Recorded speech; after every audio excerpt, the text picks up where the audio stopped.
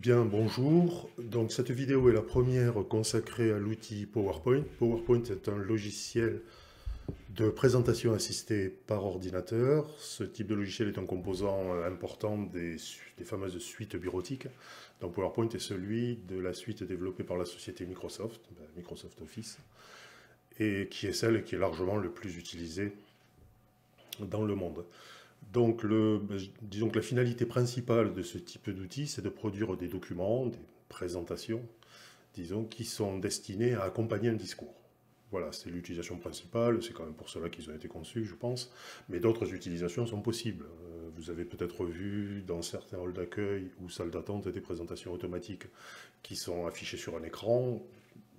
Ça peut être fait aussi avec PowerPoint, ce genre de choses. Et puis au final, l'outil permet simplement de créer des panneaux d'informations sur lesquels vous pouvez mettre à peu près tout ce que vous voulez et qui sont supposés être montrés successivement. Donc les utilisations sont celles de votre imagination. Certaines personnes utilisent PowerPoint pour créer des brochures, des dépliants, des choses comme ça, et on peut imaginer sans doute beaucoup d'autres utilisations possibles.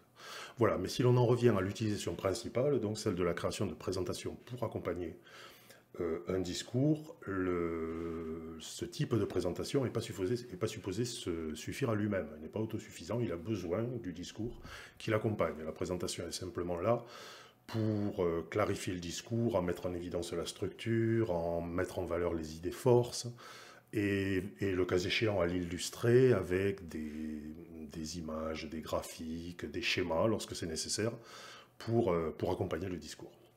Voilà, donc je suis désolé pour cette longue introduction. Je vous propose, sans plus attendre maintenant, d'utiliser l'outil. Voici l'écran qui apparaît lorsque vous lancez l'application. Dans cet écran vous propose soit d'ouvrir une présentation existante sur laquelle vous souhaitez travailler, soit d'en créer une nouvelle. Donc c'est ce que nous allons faire. Donc pour cela, bouton nouveau. PowerPoint vous propose alors un certain nombre de thèmes. Alors nous reviendrons sur cette notion de thème, mais disons en deux mots que c'est un ensemble de paramètres préconfigurés qui vont donner une identité graphique, disons, à votre présentation. Un certain nombre de thèmes sont disponibles attachés à l'application que vous avez installée sur votre poste, et vous avez aussi la possibilité d'accéder à des thèmes en ligne sur le site de Microsoft, ce qui fait qu'au final, la banque de thèmes qui vous est proposée est gigantesque. Donc ici, nous allons utiliser le terme rétrospective que j'ai déjà eu l'occasion d'utiliser, c'est pourquoi il apparaît sur le bandeau supérieur. Vous sont alors proposés, éventuellement, je pense que ça dépend des thèmes, un certain nombre de variantes de ce thème. Ce qui distingue ces différentes variantes, c'est principalement la palette de couleurs. Vous voyez, en cliquant sur chacune de ces variantes, vous avez un aperçu qui vous est proposé. Donc on va rester sur le thème par défaut, et en cliquant sur le bouton créer, votre nouvelle présentation apparaît avec une seule diapositive. L'écran qui est là est assez classique, hein, il ressemble aux écrans de beaucoup d'outils qu'on utilise aujourd'hui sur les micro-ordinateurs. Donc une barre de menu, tout à fait en haut. À chacun de ces menus correspond un ruban. Et sur ce ruban sont disposés un certain nombre d'outils assemblés par groupe. Ces regroupements en rubans et en groupes sont thématiques et sont supposés faciliter la recherche d'un outil particulier. Voilà, tous les outils accessibles dans PowerPoint ne sont pas sur les rubans, on y trouve la plupart des outils, en tout cas les principaux. Certains rubans supplémentaires apparaissent de manière contextuelle lorsque vous travaillez sur un objet particulier. Sur vos diapositives, des rubans supplémentaires peuvent apparaître. Voilà. Sous le ruban, la zone de travail proprement dite, dont à gauche un ruban vertical sur lequel apparaissent vos diapositives, enfin un aperçu de vos diapositives, là il n'y en a qu'une, et à droite le détail de la diapositive courante. Alors je devais revenir sur cette notion de diapositive, dont le terme fait référence au système optique qui était utilisé avant la généralisation des micro-ordinateurs. Donc il s'agissait d'impressions que l'on pouvait faire sur des films transparents que l'on plaçait sur un appareil qu'on appelait un rétroprojecteur et qui permettait, grâce à un système optique, de projeter l'image imprimée sur le film, sur un mur ou sur un écran. Voilà, et le terme de diapositive a été conservé. Alors il faisait déjà lui-même référence à un système de de photographie, les diapositives, hein, très utilisées pour les photos de vacances, et les plus anciens se souviendront des soirées passionnantes que l'on passait à regarder ces diapositives dans un salon obscur. Voilà. Donc nous avons choisi pour cette présentation le thème rétrospective et sa première variante. Vous avez la possibilité d'apporter quelques modifications à ce thème en utilisant les fonctionnalités du ruban conception. Une remarque à ce stade, j'utilise la version de Microsoft Office de 2019. Si vous utilisez une version différente, et en particulier une version plus ancienne, il se peut que le nom de certains menus soit différent. Je crois que les noms ont été modifiés au cours des versions. Mais en tâtonnant un peu, vous devriez retrouver toutes ces fonctionnalités. Voilà, donc dans l'onglet conception, nous retrouvons l'ensemble des thèmes installés avec Office, ce qui vous laisse la possibilité de changer de thème, y compris si vous avez déjà commencé à rentrer des données dans votre présentation, le thème peut toujours être modifié.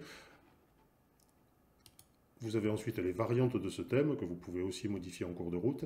Et vous avez même, vous le voyez ici, des fonctionnalités un peu plus fines qui vous permettent de modifier la palette de couleurs utilisée par le thème et le jeu de police. Alors le jeu de police, ce sont deux polices dont l'utilisation va être privilégiée dans votre présentation. Pour comprendre comment ces deux polices sont utilisées, nous pouvons revenir à l'onglet Accueil. Et vous voyez que si vous voulez modifier, en utilisant les fonctionnalités classiques du groupe police, la police d'un paragraphe ou d'une portion de paragraphe, vous avez ici la liste des polices disponibles qui vous est proposée, et vous voyez qu'en tête de la liste, il y a deux polices particulières qui sont la police dite en tête et la police dite corps. La police en tête est utilisée pour tout ce qui est titre, et la police corps pour tout ce qui est texte en dehors des titres. Voilà. Et lorsque vous modifiez par l'onglet conception le jeu de police attaché à votre thème, ce sont ces deux polices-là que vous allez modifier. Donc, dans le thème rétrospective que nous avons choisi, les deux polices sont Calibri Light pour les titres et Calibri pour le corps de texte. Je vous propose de modifier en utilisant, par exemple, les polices Corbel. La même police donc pour les titres et pour les textes. Et ensuite, je vous laisse explorer tous les couples de police disponibles pour voir ce qui correspond à vos besoins ou à vos envies. Voilà. Il est également possible de configurer d'autres aspects du thème, comme, alors bon, ce sont des fonctionnalités dans lesquelles je ne vais pas rentrer pour cette vidéo, mais les effets, les styles d'arrière-plan, enfin voilà, vous avez beaucoup de possibilités de modification, d'adaptation, disons, du thème que vous avez choisi. Si vous ne trouvez pas votre bonheur avec toutes ces fonctionnalités, c'est-à-dire avec l'ensemble des thèmes qui vous sont proposés, les variantes et les possibilités de configuration un peu plus fines que nous venons de voir, l'étape suivante consiste à créer votre propre thème. Alors c'est quelque chose que nous ne verrons pas dans cette vidéo, mais dans une vidéo ultérieure. Dernière remarque concernant les thèmes, si vous travaillez en milieu professionnel, les entreprises, en particulier les grandes entreprises, ont le plus souvent défini une charte graphique qui intègre le plus souvent un ou plusieurs thèmes PowerPoint. Et on vous demandera d'utiliser ces thèmes-là. Ce qui fait que toutes ces fonctionnalités de choix de thèmes et de configuration de thèmes sont des problèmes que vous n'aurez pas, puisque vous devrez utiliser les thèmes que l'on vous proposera. Voilà. Maintenant, dans des plus petites entreprises ou en milieu associatif ou pour des présentations que vous faites simplement pour vous, voilà, il est important que vous connaissiez toutes ces possibilités qui vous permettront de laisser s'exprimer votre créativité, si je puis dire. Voilà, donc nous allons maintenant commencer un exercice. Alors, nous allons faire une présentation qui n'est pas à proprement parler une bonne présentation, c'est pas l'objectif. L'objectif, la visée est pédagogique pour essayer de vous montrer en quelques diapositives tout ce qu'il est possible, enfin les principales possibilités que vous offre PowerPoint, notamment en matière d'objets différents qui peuvent être intégrés à vos diapositives pour les rendre plus vivantes. Il vous reviendra ensuite, pour créer des présentations intéressantes, efficaces, d'utiliser à bon escient tous ces différents objets. Voilà, ce que nous allons faire maintenant, c'est une présentation technique de l'outil. Nous n'allons pas produire une présentation forcément très intéressante. Donc la première diapositive que PowerPoint a créée pour vous lorsque vous avez demandé la création d'une nouvelle présentation, c'est une diapositive dite de titre.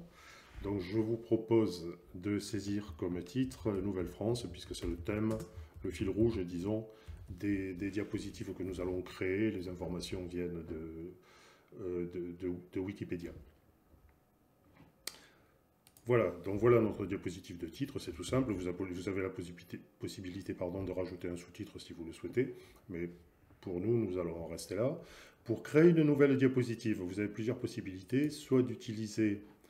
alors, soit d'abord de faire un clic droit dans la zone où vous avez les aperçus de vos différentes diapositives. Vous faites un clic droit et vous cliquez sur une nouvelle diapositive, mais on ne vous proposera pas alors un certain nombre de types de diapositives qui sont prévus au niveau du thème. Donc si vous souhaitez avoir ce choix-là, il faut utiliser dans le menu Insertion, Nouvelle diapositive, et là vous sont proposés un certain nombre, alors le terme qu'utilise PowerPoint c'est le terme de disposition. Un certain nombre de dispositions. Donc, il y a la disposition qui correspond à la diapositive de titre, c'est celle que nous avons utilisée pour la première diapositive. Et ensuite, vous avez différentes dispositions. La plus utilisée pour tous les thèmes, c'est cette deuxième disposition qui est appelée titre et contenu. C'est celle qu'on utilise probablement 99 fois sur 100. Mais bon, vous avez d'autres dispositions qui vous sont proposées. Donc, en particulier, la disposition de contenu qui vous permet de juxtaposer, par exemple, du texte et une image, et que nous utiliserons un peu plus loin dans l'exercice. Voilà, alors toutes ces dispositions sont décrites au niveau du thème. Lorsque, vous le verrez dans une vidéo future, nous créerons notre propre thème, nous avons la possibilité de créer de nouvelles dispositions si nécessaire. Donc là, nous allons créer une nouvelle diapositive en utilisant la disposition titre et contenu. Dans cette première diapositive, nous allons simplement entrer du texte. C'est la diapositive la plus simple que l'on puisse faire, mais qui est probablement le type de diapositive que l'on crée le plus souvent. Dans le titre, introduction. Dans la zone de contenu, juste en dessous, nous allons entrer un peu de texte. Le texte se saisit exactement comme dans un traitement de texte, sous la forme de paragraphes successifs. Et pour passer d'un paragraphe à l'autre, la touche Entrée. Là, je passe au paragraphe suivant.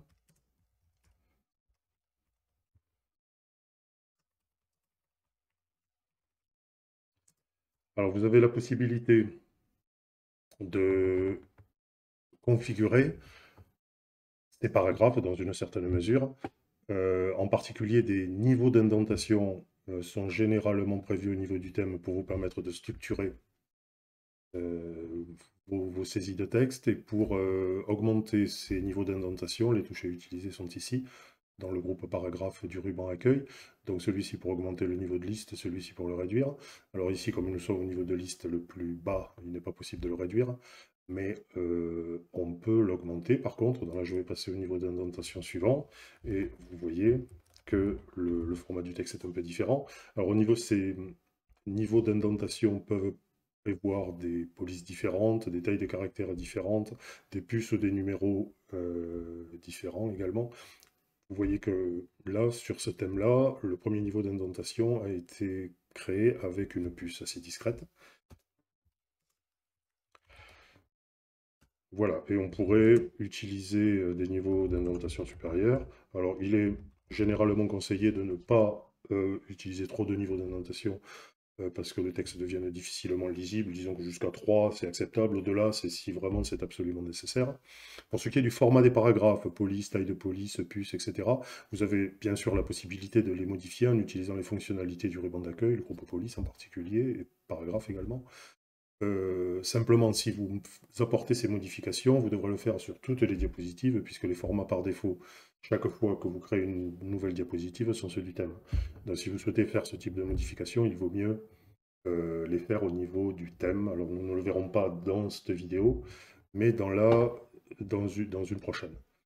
Voilà, ce que je vous propose maintenant, c'est d'apporter quelques modifications de haut de page et bas de page. Alors c'est beaucoup plus simple évidemment que ce qu'on peut faire avec un traitement de texte, mais on peut tout de même faire quelques petites choses. Alors pour cela, il faut aller dans le menu insertion et dans le groupe texte, vous avez en tête et pied de page. Donc voilà la fenêtre qui apparaît, dans laquelle vous voyez qu'un certain nombre de zones ont été prévues dans le modèle de diapositive que vous avez ici, en aperçu, dans lequel vous pouvez saisir un certain nombre de choses. Vous voyez que si je voulais faire apparaître la date et l'heure, vous voyez que la zone dans laquelle la date et l'heure apparaîtront sur les diapositives est marquée en noir. Donc ici, c'est pas ce que l'on souhaitera avoir. Vous avez une zone de pied de page dans lequel vous pouvez mettre le titre du document, par exemple. Et vous avez le numéro de diapositive. Nous, on va s'en tenir à celui-là. Alors, la disposition, le positionnement de ces zones dans la diapositive, c'est quelque chose qui est aussi défini au niveau du thème. Et puis alors généralement, ce numéro de diapositive, on ne souhaite pas le voir apparaître sur la toute première diapositive, qui est la diapositive de titre.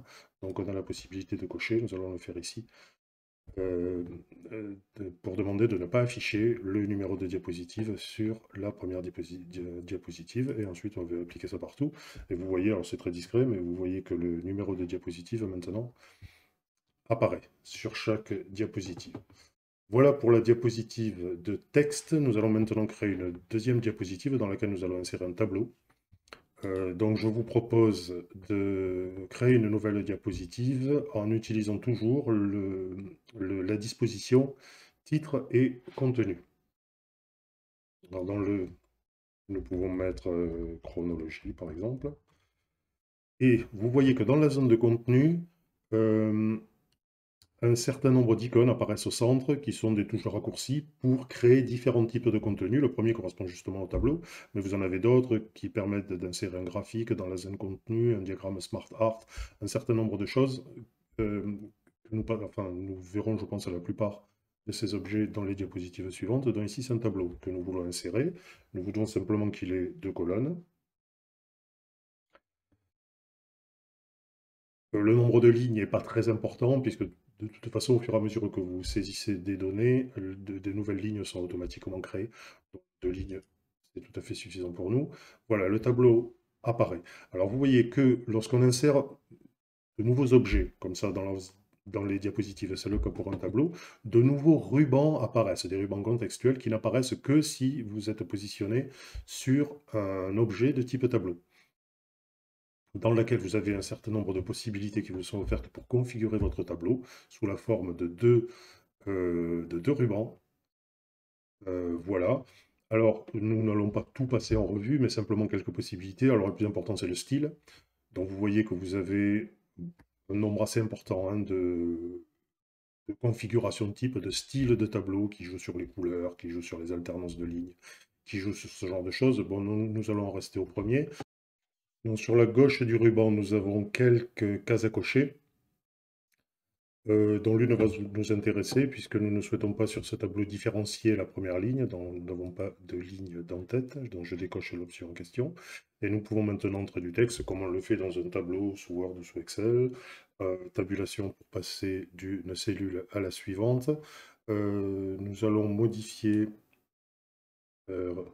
raccourcir un peu la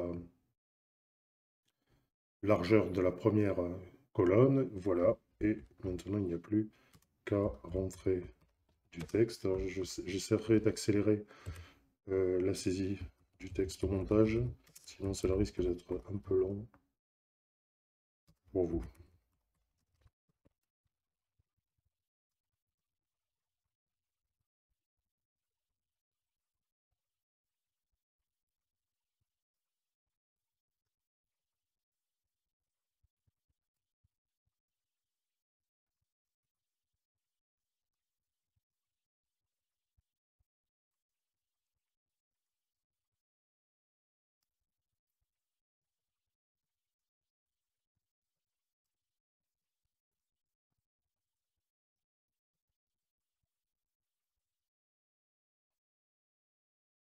Voilà pour le tableau.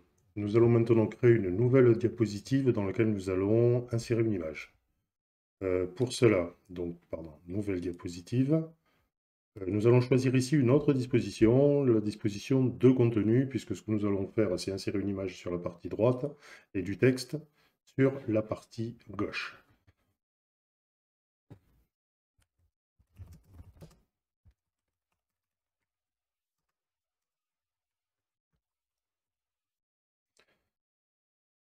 Alors, l'image sur la partie droite, donc nous allons utiliser à nouveau les icônes qui apparaissent au centre, au centre de la zone de contenu, qui nous permettent d'insérer différents contenus. Alors, pour insérer une image, c'est cette icône-là.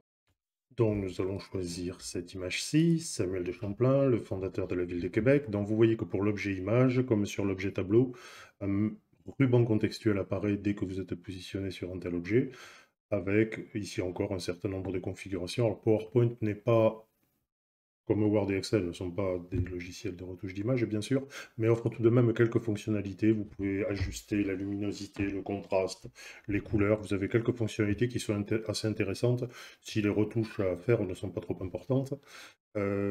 Ici encore, vous avez des styles qui concernent principalement l'encadrement. Nous pouvons choisir celui-ci, par exemple. Voilà. Si vous voulez redimensionner votre image, vous pouvez utiliser les poignées qui sont tout autour en utilisant plutôt celles qui sont dans les angles, puisqu'elles vous permettent de diminuer la taille de l'image, mais sans la déformer. Alors que si vous utilisez les poignées qui sont au milieu des faces, vous allez déformer votre image.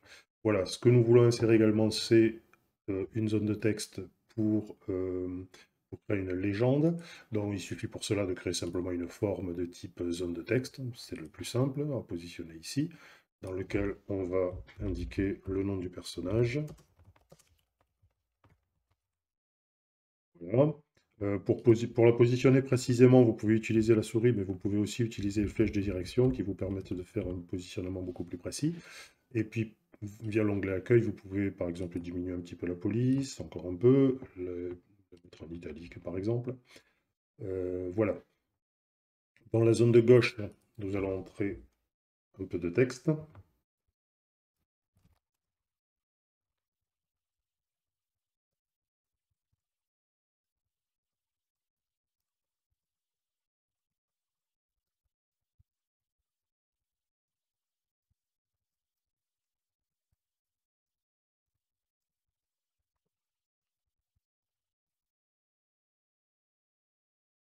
Voilà. Et nous allons créer maintenant encore une nouvelle diapositive dans laquelle nous allons insérer un nouveau type d'objet qui sera ici un graphique dont nous allons revenir à la disposition titre et contenu.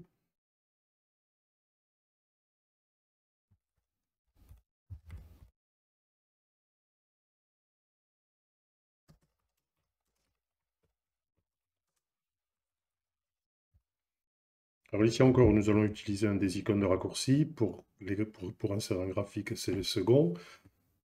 Voilà. Et ici, nous avons une création de graphique. Alors, si vous savez créer des graphiques dans Excel, vous ne serez pas perdu. L'ergonomie est extrêmement proche. Ce que nous voulons représenter ici sous la forme d'un graphique, c'est l'évolution de la population en Nouvelle-France. Donc, nous pourrons utiliser pour, pour représenter des évolutions, il y a plusieurs graphiques possibles, la courbe ou l'histogramme. C'est plutôt ce que nous allons retenir ici. Voilà, donc si on choisit un graphique type histogramme, un graphique type apparaît avec une feuille qui ressemble beaucoup à une feuille Excel et dans laquelle nous pouvons entrer les données chiffrées qui vont permettre d'établir le graphique. Alors nous allons le faire directement dans PowerPoint ici parce que nous n'allons pas rentrer beaucoup de données, mais si l'on voulait représenter des graphiques plus complexes avec des volumes de données très importants, on choisirait plutôt à ce moment-là de constituer le graphique dans Excel et ensuite simplement de le copier dans PowerPoint. Mais bon, comme là nous avons peu de données, nous allons le faire directement dans PowerPoint. Alors c'est l'évolution de la population dont nous aurons une seule série. Dans les séries 2 et 3, je peux les supprimer. Voilà, et dans ma série numéro 1, je vais représenter, indiquer les niveaux de population aux différentes années. Voilà, donc en 1600, population nulle, en 1620, une centaine de personnes, en 1640, 250, etc. Alors là, pour saisir davantage de valeur, il est préférable d'étendre la zone. Voilà. Qu'Excel vous propose, sinon des messages un peu curieux apparaissent parfois. Donc 1690 000.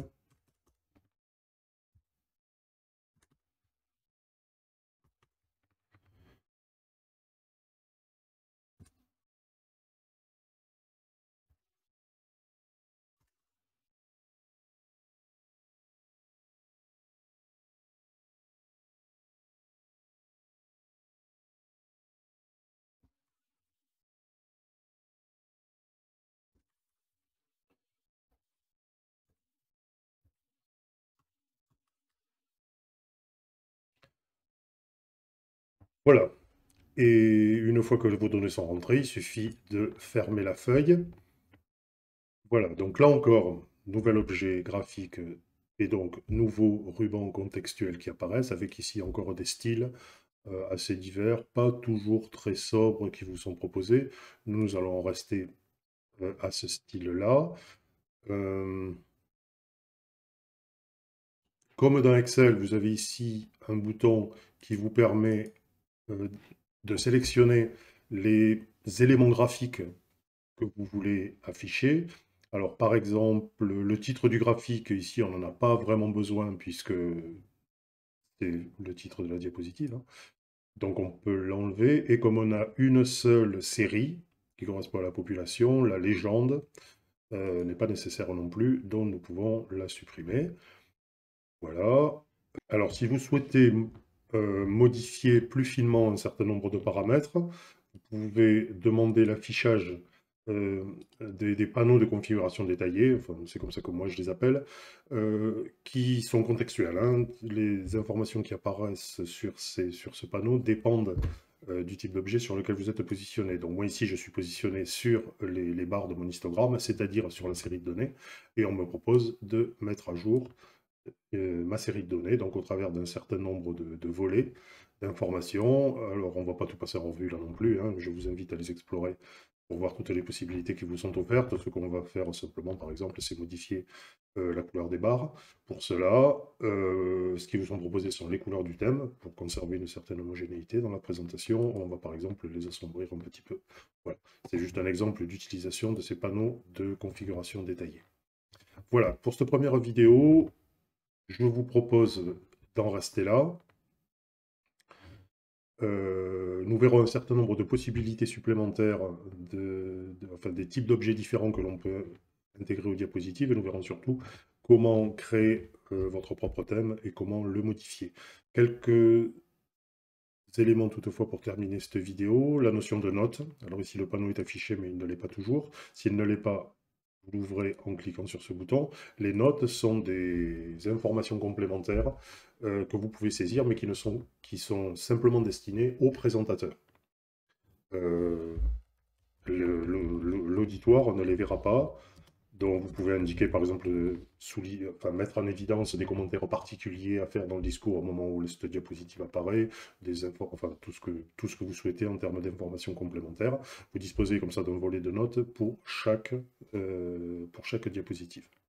Voilà, et puis dernière chose, quelques mots sur la manière d'afficher maintenant votre présentation une fois qu'elle est terminée. Alors pour passer en mode diaporama, vous pouvez utiliser le bouton qui est tout à fait en bas, hein, qui est le raccourci qui permet d'y aller immédiatement, mais vous avez des possibilités un peu plus fines dans ce ruban diaporama qui apparaît ici, qui vous permet de commencer la présentation au début, ou bien sur la diapositive courante, et qui vous offre un certain nombre de possibilités supplémentaires. Si vous lancez la présentation à partir du début, voilà ce qui apparaît. Et vous pouvez avancer de diapositive en diapositive, soit en utilisant le clic de la souris, soit en utilisant les flèches de direction ou les